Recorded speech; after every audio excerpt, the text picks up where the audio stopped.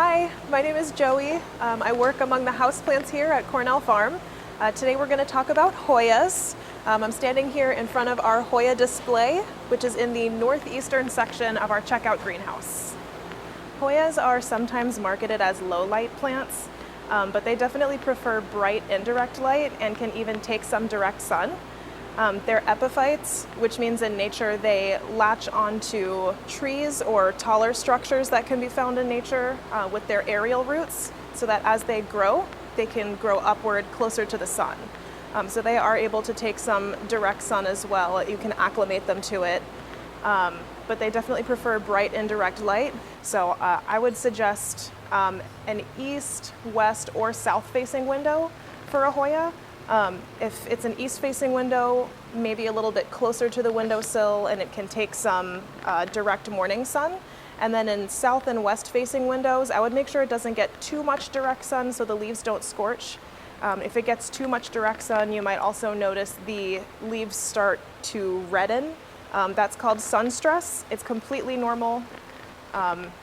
Looks pretty, but it means the plant is a little bit stressed out from the amount of light you're giving it. So that's usually a sign that you can pull back a little bit on the amount of direct light it's getting.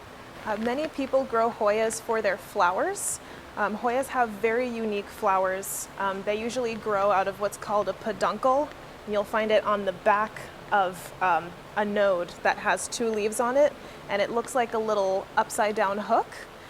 When the flowers bloom, they're star-shaped with 5 points in the middle and 5 points on the exterior, and they look like star-shaped jelly candies, and they have very sweet aromas. They smell like dessert and vanilla and fruit, and it's really a wonderful, wonderful thing to experience. We don't currently have any specimens that are flowering in the greenhouse. They're more of a spring and summer bloomer, but it's a delightful experience, definitely something to wait for every year to watch your Hoya bloom. We have a variety of options here, and they all have different specific watering needs, but for the most part you can kind of treat them like a succulent because their leaves are semi-succulent, meaning they retain a lot of water. So when you're watering a Hoya, it's a great idea to let the soil go completely dry and then give it a good soak, and they'll be very happy with that. In terms of fertilizer, Hoyas don't need to be fertilized very often, especially during the cooler, darker months that we're entering right now. But when you do fertilize, I would suggest using a nice, evenly balanced, standard indoor houseplant fertilizer, like this one from Espoma Organics. It's 2-2-2.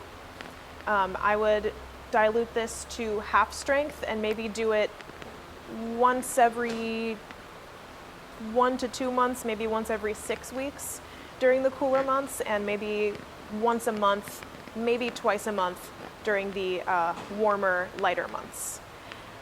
When your Hoya starts to flower, if you're lucky enough, I would switch over to a more flowering plant-friendly fertilizer, such as this Orchid Bloom Booster from Espoma Organics. And this is a 1-3-1 fertilizer.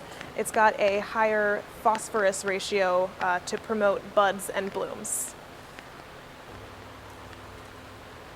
As I mentioned before, Hoyas are epiphytes, meaning they want to latch onto things and climb upward higher toward their light source. This specimen is a perfect example of this. Hoyas are very adaptable plants in terms of how you grow them. They love to be staked so they can grow upward, and they also look very charming in a hanging basket. Here we've got a Hoya in a hanging basket that has decided to climb up. As you can see, it's going up closer toward the sun and then latching onto itself here. Something I personally really love about Hoyas is the way that they grow. They shoot out a long stem, sometimes called a feeler, that the leaves will eventually grow from. I have one of these at home. This is a Hoya pubicalix or pubicalix, and it likes to reach its feeler out toward my plant stand, grab onto it, and then let go, and grab on and let go. It's trying to find somewhere to grow, but I really like to see it interacting with my own personal indoor jungle, if you will.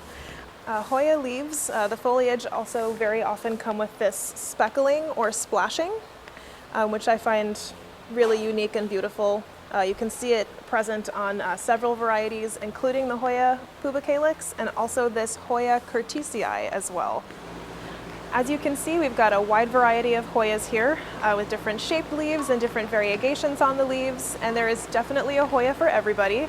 So please do stop in, pay us a visit. We'd love to speak to you about our Hoyas, especially during our Houseplant Month, which is happening right now. I hope you enjoyed our video. Thanks for watching.